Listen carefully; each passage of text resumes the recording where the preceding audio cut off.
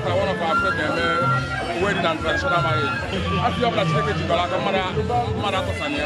so happy for them. It's a great union for the couple. So we pray for them for God guidance from the God, so that they will live happily as one, not two. And from mothers-in-law, fathers-in-law, brothers-in-law, they should leave them to enjoy their marriage. That's all. And down and on.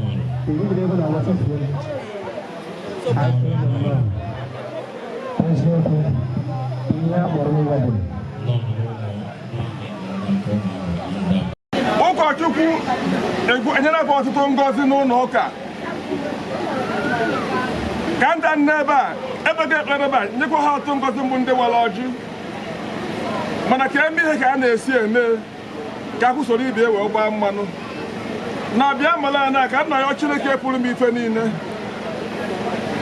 ngọzi niile afọ ụkọchukwu nyere ha n'ụlọ ụka ebe niile ebe n'ebe a ka nta wee wụọ ọjị awobịa na bịa mala na ka nna ya Chineke pụrụ m ife niile ka o biko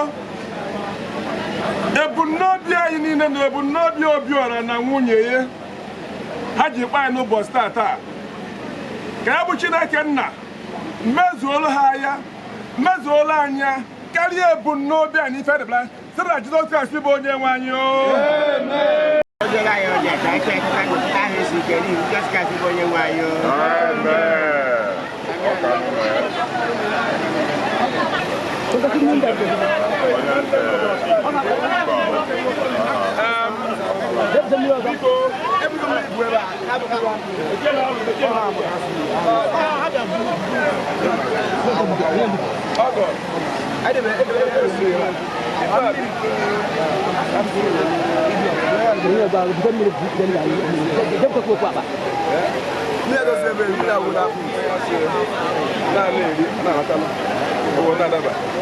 dịka etu mmobi tụrụ obi oyibo n'ụlọ wọlụ jebe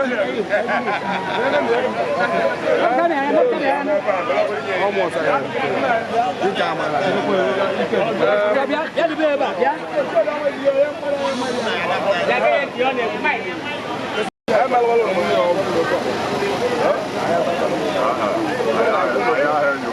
aga onwe isi nwechọrọ sọkwa nwetụ na akpa na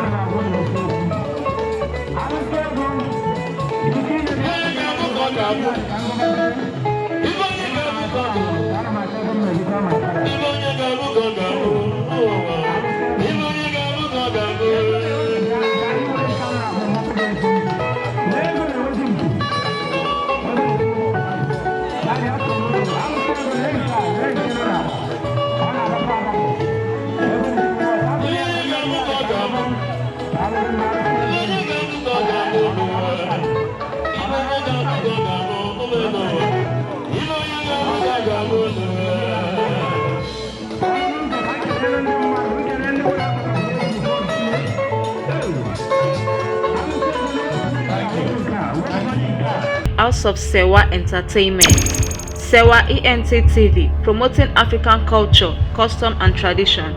If you love what we are doing and you want to support what we are doing or promote and advertise through this medium, contact us on the numbers displaying on your screen. To watch more videos, visit our social media handles. Subscribe to our YouTube channel at Sewa ENT TV.